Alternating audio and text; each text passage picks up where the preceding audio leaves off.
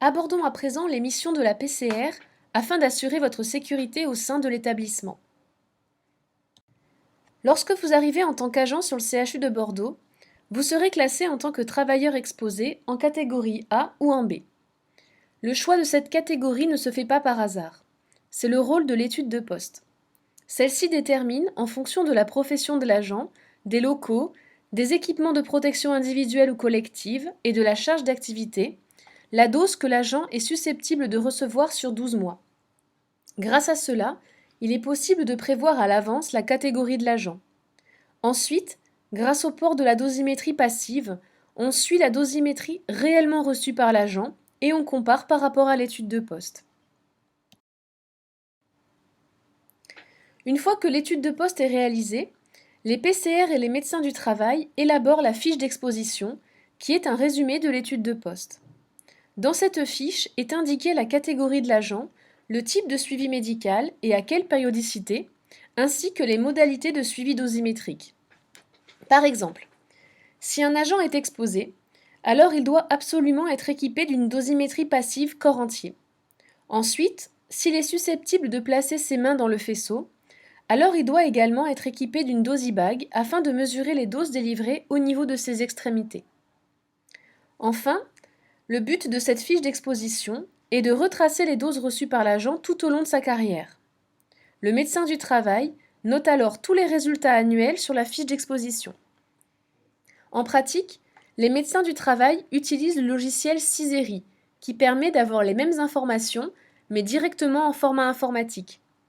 Ce logiciel, élaboré par l'IRSN, recueille automatiquement tous les résultats dosimétriques de chaque agent. La fiche d'exposition est donc vouée à disparaître dans les années à venir. Lorsque vous entrez dans une salle, il est probable que vous puissiez voir une affiche plastifiée au niveau de chaque accès, avec un zonage qui est affiché. Ce zonage correspond à un plan de la salle avec un code couleur qui correspond à la dose que vous êtes susceptible de recevoir sans aucune protection plombée, en fonction de la position dans laquelle vous vous trouvez dans la salle. Plus la couleur est froide, et moins vous recevrez de doses, et plus la couleur est chaude, et plus vous en recevrez. Bien évidemment, ce zonage n'est valable que lorsque l'amplificateur de brillance est en fonctionnement et génère des rayons X. En radioprotection, il existe plusieurs types de zones en fonction de la couleur.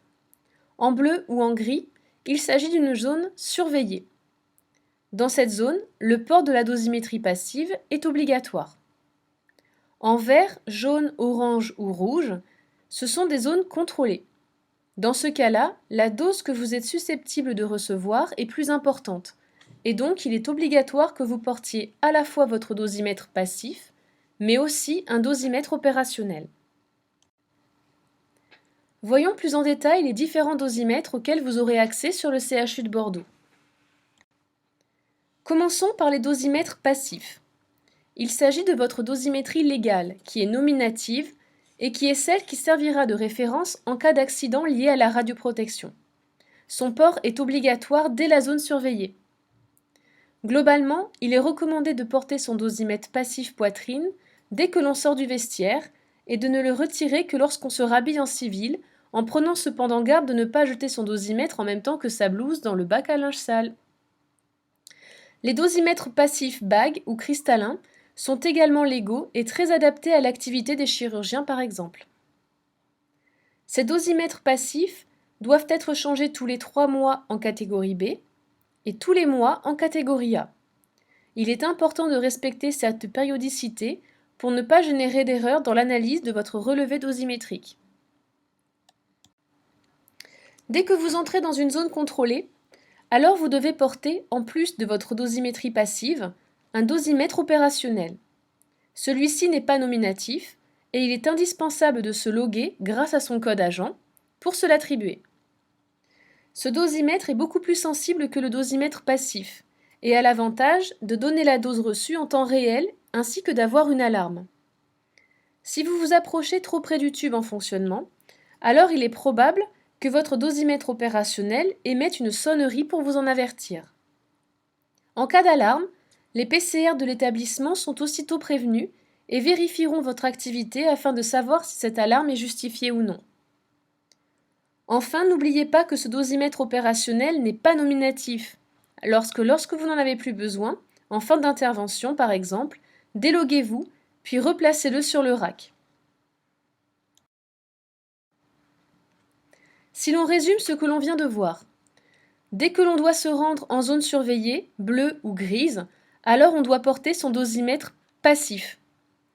Dès que l'on doit se rendre dans une zone verte, jaune ou orange, alors il est indispensable de porter en plus un dosimètre opérationnel. Les dosimètres passifs poitrine doivent être portés, comme leur nom l'indique, au niveau de la poitrine. Par contre, vous devez les porter sous les tabliers plombés. On ne cherche pas à savoir la dose que reçoit votre tablier, mais bien celle que vous recevez. Les dosimètres opérationnels se portent également sous les tabliers plombés, au niveau de la poitrine, avec le détecteur vers l'avant, c'est-à-dire avec la pastille de cuivre vers les rayons. La seule exception à cette règle est le cas de la future maman. Dans ce cas-là, le dosimètre opérationnel sera porté au niveau du ventre, mais nous reviendrons plus tard en fin de formation pour aborder ce point.